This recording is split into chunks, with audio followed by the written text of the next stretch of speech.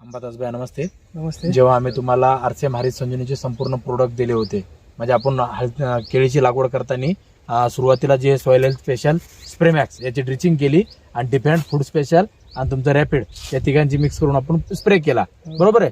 2 spray झाले याच्यावर आपल्या याच्यावर आज केळीवर, आणि तुमची एक ड्रिचिंग झाली फक्त, बरोबर आहे. बाकी दुसरं कुठल्या प्रकारचं नाही. आणि रासायनिक दरवर्षी जे वापरता त्याच्यापैकी आपण 30% पहिलेच कमी तुम्हाला सांगितलं. आता फर्स्ट टाइमच आपली केळी लागवड आहे, भयांची पण केळी आहे, तुमची बी केळी, यांची पण आपल्याला पाहायला जायचं आहे. तर ऑलरेडी जी आहे आपल्याला काय इम्प्रूव्ह वाटते, काय बदलाव वाटते? पूर्ण नाव आपलं? माझं पूर्ण नाव अंबादास विठ्ठल शिंदे, राहणार खरबी, तालुका जिल्हा हिंगोली. हा. तर पिढी दर पिढी भारत देशाचा व्यवसाय शेती व्यवसाय. तर तुम्ही पहिल्यापासून जे शेतीमध्ये पूर्ण टोटल भाजीपाला एक क्रॉप घेता, हळद घेता, सोयाबीन घेता, सगळं घेता, पण फर्स्ट टाइम नवीन क्रॉप तुम्ही डिसिजन घेतला आणि केळी लागवड केली. त्या केळी लागवड केल्यानंतर आपल्या जे ट्रीटमेंट केले आरसीएम हरित संजीवनीचे संपूर्ण प्रोडक्ट वापरले, तर काय वाटते बदलाव या प्रोडक्ट मध्ये आपल्या? आम्हाला बदलाव म्हणजे कसं की झाड म्हणजे आपलं बुंदा गिंदा सगळं मस्त आहे. हा, म्हणजे झाडाचे बुंदा वगैरे व्यवस्थित झालेलं आहे. हा, पानाचे पूर्ण पानं पण जे आहेत, रुंदी पण चांगली आहे. हा, रुंदी आहे, जाडी आहे, हिरवं पण आहे. जास्तीत जास्त हिरवं आहे. सरकार टिपनिंग चालू आहे. पोंगा पण एकदम सरळ निघायला आहे, जाडी पण आहे, रुंदी पण आहे, हिरवं पण आहे. आणि जितक्या हिरवी राहील तेवढं अन्न निर्मिती पुढे चालून जास्त होणार.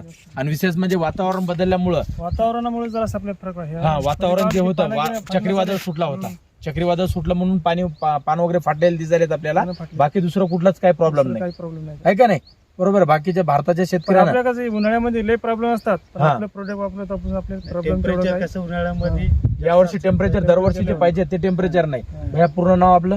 बालाजी मोहन सपाटे, राहणार खरबे. तुम्ही पण मला ओळखता, बरोबर आहे. तर काय वाटते भैया यांची केळी पाहून आता आपल्याला? तुम्ही ज्याप्रमाणे ट्रीटमेंट दिलेली त्या हिशोबाने आतापर्यंत चांगलं चालू आहे. हा, इथून पुढे बी तुम्ही जर असं सहकार्य केलं तर म्हणजे पूर्ण बुड पण जे एकसारखं, कोणते बी बुड पाहायलो बुंदा एकसारखा पडायला, एकदम बुंदा एक नंबरचा आहे. गुलाबी कलर आहे पूर्ण टोटल, आहे का नाही?